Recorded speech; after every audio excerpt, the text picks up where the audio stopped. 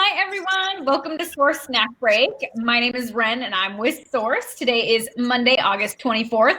This is our last week of featuring amazing manufacturers who donated materials to our flagship library here in Portland. Before we get started, I'll explain a couple things about the webinar tool. You're all muted automatically, but you do have access to the live chat there on the right. So you can pop in your favorite emoji to try it out and ask any questions you have. We'll be sure to answer any questions, so bring it on. We love those. We'll also send you a recording of the presentation after it's over. So if you want to reference it later, send it to a friend, you totally can. I am super excited about today's guest. It is my friend Valerie Carey with Sankofa Lumber, and I am so excited to talk to you about this product. Before we get started in what the product is, can you give us a background about yourself and how you got here? Oh, long and winding road. Right. Long story short, I started out, broadly speaking, with a master's in sustainable development and international management, moved out to the Bay Area, and started selling used building materials at a fairly iconic store down there called Urban Ore. Took some time off to actually go into direct construction. So I have a background swinging a hammer, timber framing, straw bale, that kind of thing. And then, long story short, came up to Portland and started working with a company to assess their construction waste, and just saw so much wood going into the grinder, essentially being destroyed. My little carpenter heart kind of broke. So kind of put my educational background together, my experience working with retail of used materials, and then kind of came up with Sankofa. Awesome. So you have kind of both. You have the sustainability aspect, and then you have the working with wood aspect, and now you're bringing them together. Yes. I love it. And construction waste. So it's all perfectly like a little unicorn. I love it. Awesome. Okay. So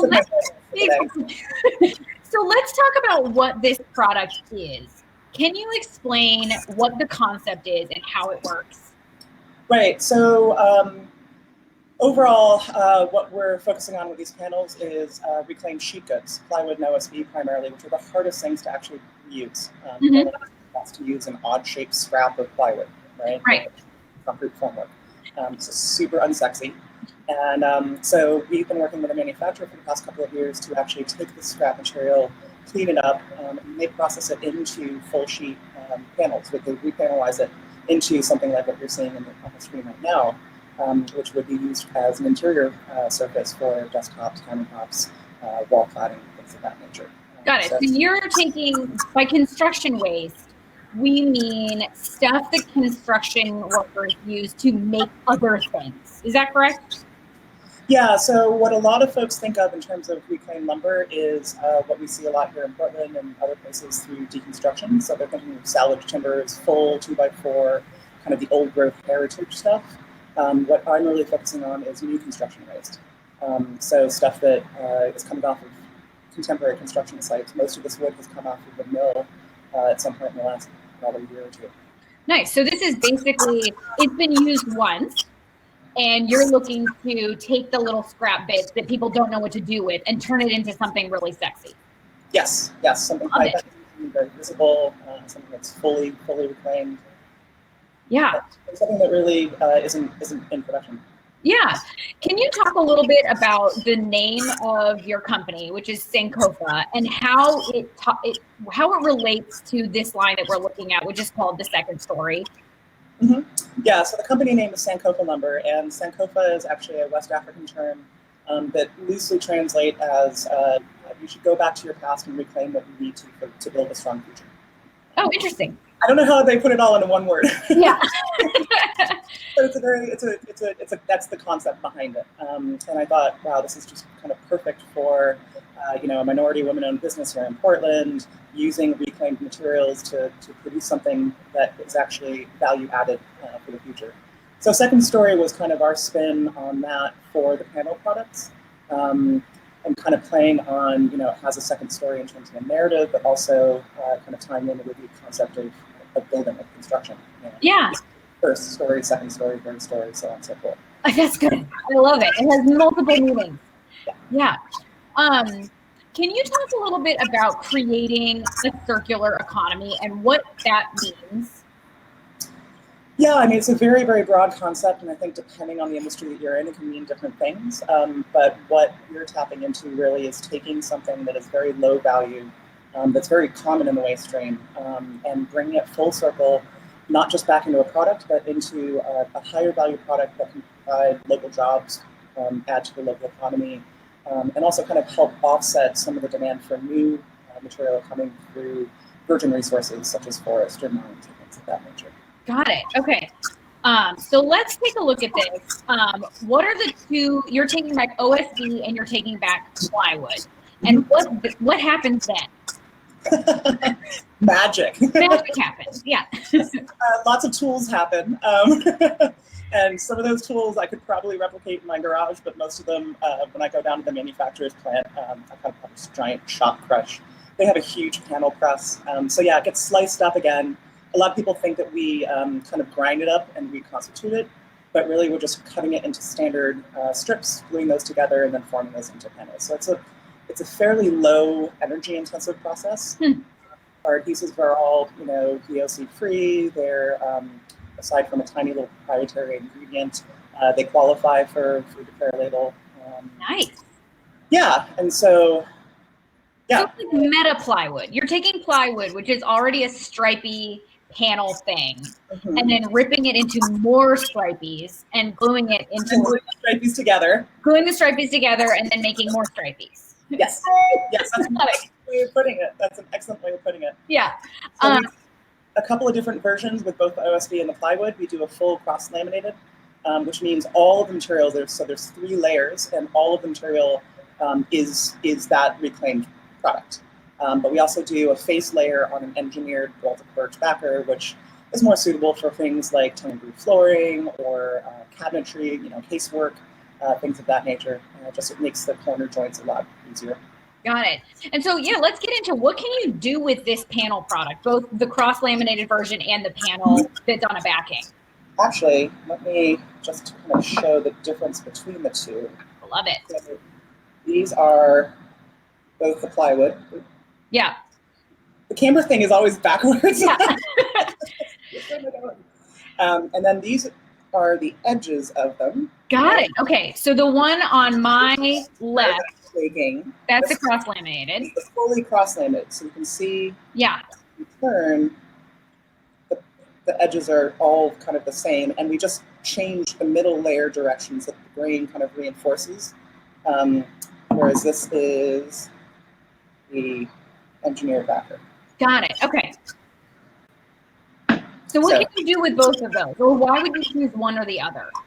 Right. So there's the cabinetry that we did for the new source expansion, which is very exciting. I saw pictures of it. It looks gorgeous. So for the body of the casework for the cabinets, as you can imagine, everything that's horizontal and vertical all has to come together at a corner joint. It's much easier to connect those when you have like an engineered backer like that. Got it. There's all the face stuff, all the things you're going to see, the drawer fronts, the doors, where you do see all the edges. That's where we were using the full cross-laminated. There's a lot less stress on those parts and pieces, so they hold together a lot better. Yeah. Could you use this on the wall as well as like a panel? Yes. In fact, Swinnerton, thanks for softball about that. Swinnerton Mass Timber, they have a production facility in North Portland off of Columbia. And they just did an office tenant improvement, and they actually used our engineered and CLT plywood product on their walls. Awesome. And so I am seeing in the picture on the left, there's a little bit of color in there. Can you tell us a little bit about putting color in? Yeah. So that picture on the left is actually a test sample that we did with a unnamed local manufacturer of other solid surfaces that has a proprietary color infusion process. Some of you may have heard of them, but I can't actually speak it out loud yet. Yeah. So that's actually a test sample with a blue full polymer infusion process. But we've been able to achieve something similar with just a surface stain. So the difference between the two is one, if you were to cut all the way into the material or route it or try and carve it, that color goes all the way through top to bottom. And that actually, well, that's what this is.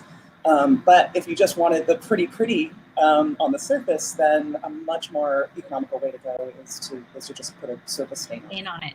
We have our first question. Awesome. Angelique would like to know, have you had any experience with how best to repair this if it gets damaged? Yeah, so we haven't. But just through my own past experience working in finished carpentry and working in cabinetry, one of the nice things about having a 1/4-inch wear layer is that, if it gets scratched, gets dinged over time, you can really just resand it and refinish it. Oh, awesome. So, kind of like refinishing your floors. So there's a certain amount of refinishing that you can do before you even get to that middle layer again. So that's kind of an easy approach is to just take a quick sander to it, and then throw in another coat of finish on it, and it looks pretty much new again. Sweet. And she wants to know, can we put it on the floor? Could you do it on the floor? Yeah. So one of the things we're not mass producing flooring yet, but one of the things that was really inspiring was going to the Salem Convention Center and noticing that their floors are actually completely made out of the same type of product, but from virgin plywood. Oh, interesting. And it's gorgeous. So it was, they kind of stained it like a really dark espresso with a nice sturdy floor finish on it, and it's probably been in place for 8 to 10 years and looks primo. Nice. It's really beautiful. I think I have a couple of pictures of that floor on our website. Great. So let's talk a little bit about, so the thing I love about this product is it is inherently a sustainable story. Like, it's local, it is taking something out of the waste stream and turning it into something beautiful. You're a woman-owned business, minority-owned business, so that's amazing. When you talk about getting declare labels or EPDs or all those things, how is that process going for you guys? Yeah, so early stage, it's actually really challenging, partly because everyone wants something different. Yeah. Designers, architects are all operating off of a different set of criteria. They want to see one thing, somebody else wants to see a different thing. And the technical aspects of those and the cost associated with those is pretty high for a small startup business. Right, it's like you doing these things. It's one bigger interface. Yay! Yeah. But yeah, a small local startup business, that's a pretty high threshold to try and climb over when you're looking to really invest most of your tech resources and your finances into product development, product testing, on a level that is applicable to everybody. So moisture resistance, strength, bending, all that kind of stuff. Awesome. So that's where we've really focused. And I know that we can kind of meet the declare label because we work with a manufacturer who produces stuff that has a declare label using the adhesive that they use. So got it. So it's somewhat similar. It's coming. Awesome. It's coming. If someone wants to float me, $3 or $4 grand. Designers, you heard it here first. Yeah. So I do love this picture because it relates to one of the questions that you get most often, which is, can you replicate the look of apple ply? Can you talk a little bit about the plywood product and how it relates to that stripiness? Right. So apple ply is a lot more uniform. Mm-hmm. So those stripes that you're looking at is going to be a lot thinner than you find in standard plywood, and is going to not show. You can kind of see in each of those variations, there's kind of zebra stripe crossways and then long. And so that's how plywood is made, is because they orient the grain in 2 different directions every alternate layer. Right. We use the most common plywood you find in the waste stream, which is going to be something like CDX. It's an exterior sheathing or concrete formwork. Right. And that's the stuff that you would buy new for maybe $30 or $40 a sheet. Right. So no one's using apple ply to make like concrete formwork. Exactly. No one's really throwing apple ply away in vast quantities. Yeah. So yeah, we get that question a lot of how does this compare? And we have a couple of ideas, again, based off of the waste stream of how we can start to replicate that with a slightly different material that we find pretty commonly, but that's again still in development. Yeah. But still, it's still the stripy end. It's still the stripy. And so it's going to be comparable, but also has its own flavor for sure. Yeah. Well, and it gives it a little bit more visual texture, right? Because those stripes are slightly larger and they do have that cross grain, as you say. Like, it does give it a little bit more sort of vibrancy. Whereas you're right, the apple pie is much more linear and that sort of Scandinavian look. Yeah. Yeah. So let's talk a little bit about using this product and sort of the waste stream that you have. Like, how much waste is there? Like, how much are you diverting? How do you work with designers on like telling this story to their clients about why it is better to use something that is pulling something out of the waste stream rather than using just virgin materials? Like, what, I know you were super inspired by how much waste you were seeing. So can you sort of explain that a little bit? Yeah, so not to nerd out too much with numbers, but in Oregon, yay! In Oregon, we throw away about 500,000 tons. 500,000 tons in Oregon alone of wood waste. Nationally speaking, that's close to 35 million tons. Wow. And so in Oregon, what we actually throw away in terms of wood waste is equivalent to roughly 8 to 10% of what we harvest from our forests. 8 to 10% of what we harvest, we throw away. That seems fine. Equivalent. Yeah, no problem. Yeah. So that's what you're working with. It's all good. Yeah. Yeah. So that's one of when I started figuring out those numbers, that really pushed me to tackle this as quick and hard and run at it as fast as possible. Yeah. So that includes not just the sheet goods that you're looking at, but also solid lumber. And so coming down the pipe, we're also looking at how to convert dimensional lumber back into reeds, direct framing reeds. Oh, awesome. And so if a designer asks, can they use the construction waste from their own project and turn it into something in their finished interiors? Right. I would ask, how much of your budget do you have to specifically track that very, very precious piece of OSB? Got it. What we can do is we can quantify how much material we received from a project and then how much equivalent material went into the finished product. Oh, great. Right, because one piece of scrap plywood is really not that different from another piece of scrap plywood. It's one thing if you're salvaging these giant heritage beams, you want to call those out specifically in your project. Right. So you could work with a designer to really get some pretty cool lead points here in terms of construction waste diverting. Right. In their specs, if a designer would like to have their construction waste sent to you, either if they're doing lead or even they think this is really cool, how do they do that? We haven't really set that up before. Oh! Yeah. So I think that would just be me with an email, and we would figure that out. Sweet.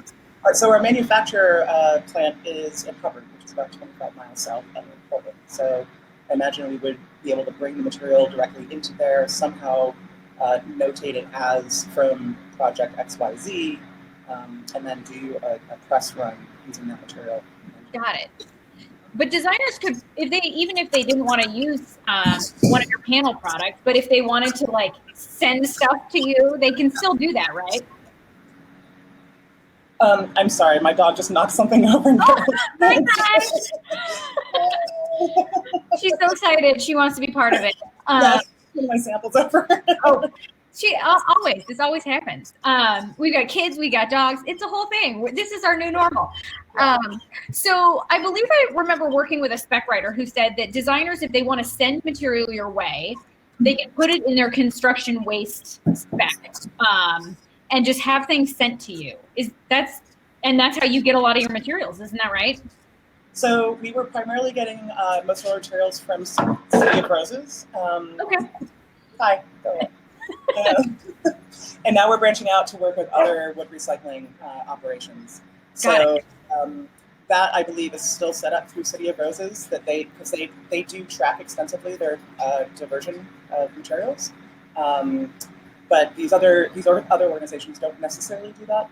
So again, we would kind of have to coordinate who was receiving that material and how do we check on that through this. Got it. But it is something the designers can write in their specs, like send it to you. That's awesome. And so when it comes to like talking to their contractors about this, do the contractors need to like sort the wood by like OSB versus plywood or like lumber in a certain thing, or can they just put it all in a thing and send it to you? Well, so it depends on what you're trying to get out of it. So if it's literally just diverting waste from the project site, then it can all just go into a giant roll-off bin together. Awesome. And if we specifically want this OSB to go into the finished OSB product that we expect, that should probably be set aside. So actually weigh it separately and be able to quantify exactly how much is going into the end product. Got it. But typically you just get like a bucket of wood and then you have to separate it. Got it. And so it's like, it's sort of a handmade process, right? It's sort of like handmade, but also very technical. Yeah. So the sorting process is very, I wouldn't say very intensive, but imagine even just City of Roses being a relatively small waste management company here, locally owned here in Portland. They're processing close to 40 tons a day, which is tiny in comparison. Is that wood only? That's just the wood. That's just wood. Wow. They're 30 tons of wood a day. Whereas some of the larger wood-only processors are closer to 200. Wow. Okay, so what I'm hearing is designers, we need to start doing this ASAP. So if you want to reach out to Valerie and get some samples or some information about this product, start using it, start putting in your specs, definitely reach out. You can get samples, all of them, from our website. But let's start doing this because I love the whole making something sustainable that's also quite beautiful. I think sometimes we worry that like something sustainable or reclaimed has a certain sort of rustic look to it. And this really has a very refined, very elegant look to it. And you can do a lot with it. So we should do it. Yay! Okay. And our product expert, Brittany, mentions if you're in our library, you can come visit it and see it in our library right now. And designers, before we wrap up, if you want to register for another snack break, you can smash that register now button. We've got some exciting, hey Kai, got some exciting things coming down for you this week. And at the end of the week, we're going to interview our product librarians so you can quiz them on their expertise. And next week, we are launching a series called Transparency Tuesday, all about sustainability. So we're going to continue discussions like this. So I'm really excited. Valerie, it's always great to see you. I'm Kai.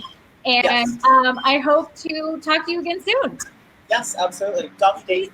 Yes, exactly. We'll see you soon. Okay, bye.